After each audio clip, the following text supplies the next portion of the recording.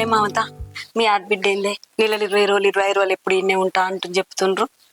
ఇంకా దాని బిడ్డను కూడా 5 రోజులు చదివియబట్టే మీ మామ. ఏంది ఈ కథ అంతా? అది ఎప్పుడు చూసి పోదామా స్టేజ్ దగ్గర అల్లుడు నువ్వా, నేను బిడ్డకు 2 మంచి మాటలు చెప్పొత్తా. సరే అత్తమ్మ, నీ బండి కాడ ఉంటారా? వస్తా. ఇగో 1,00,000 కాదు, 2 లక్షలు కాదు, 25 లక్షలు ఇచ్చినాం. అర్థమైందా? ఒక్క రూపాయి అందులోకెళ్ళి వేస్ట్ కావద్దు. ఇగో ఆ పైసలు బీరోలో పెట్టి తాళం వేసుకో. అర్థమవుతుందా? అవి మీ ఆయనకు కూడా ఇయ్యకు.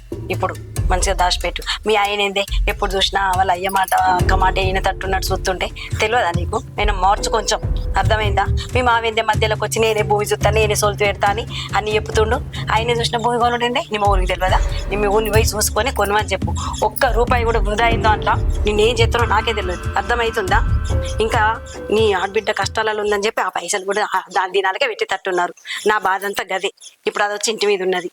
ఆ పైసలు పెట్టినా పెడతారా నాకు భయం అవుతుంది. అందుకే ఎంత తొందర వీలైతే అంత తొందర భూమి చూసుకొని పడేయమని. అర్థమవుతుందా? ఇంకా మనవరాలు పెడుతుండ్రు. నాకు తెలియకుండానే ఇంత కథ జరుగుతుంది ఏంది మీ ఇంట్లో? ఎప్పుడు చెప్పవిందే నువ్వు? తెలియదా నీకు మనవరాలను 5 రోజులు చదివిస్తుండ్రు, ఇది వచ్చి ఇన్నే ఉంటుంది అని? బిత్తిరి దానివి తయారైనావు నువ్వైతే నిజంగా. ఛీ, ఆ హుషారుతనం తెచ్చుకోవే కొంచెం, నీ మొగుడిని మార్చుకో. అర్థమైందా? ఇక వాడో పిస్తోడు దొరికిండు నీ అన్నగాడు, అంటే నీ ఆడబిడ్డ మొగుడు. ఆడేం పని చేయడానికి ఇక్కడనే పడి వాడు తినుడు అది తినుడు ఇన్నే మంచిగానే ఉన్నది కొంప ధర్మసత్రం లెక్క. ఏం చేస్తావో ఏమో, నాకు అనవసరం. ఆ పైసలు మాత్రం జాగ్రత్త, సరేనా?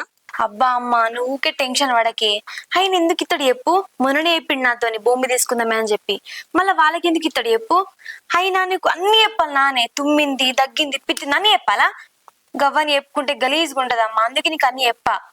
అవన్నీ చెప్పు అని కాదే పిసదానా. పెద్ద పెద్ద ముచ్చట్లు ఇట్లాంటివి ఏమన్నా ఉంటే చెప్పాలి ఖచ్చితంగా. నాకు చెప్పకపోతే ఎవరికి చెప్తావే నువ్వు? మా చెత్త తీయమ్మ. అయినా మా ఆయన నన్ను కాదని చెప్పి చిన్న పని కూడా ఏడు తెలుసా, చిన్న గీత కూడా దాటాడు. నీ బొంద గీత దాటుడు కాదే, నీ ఆడబిడ్డ ఇంట్లోనే ఉంది.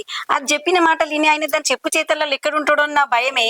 అరే నా మాట వినవే కొంచెము. నువ్వు ఏ పని చేసినా జర తొందర చెయ్యి, ఆ భూమి తొందర కొలిపి. సరే గాని ఆయన నెల ఉన్నాడుదా, నేను పోతే నువ్వేడికొత్తావు పో. అబ్బా ఏం కాదమ్మ, ఇటు దాకా తప్ప.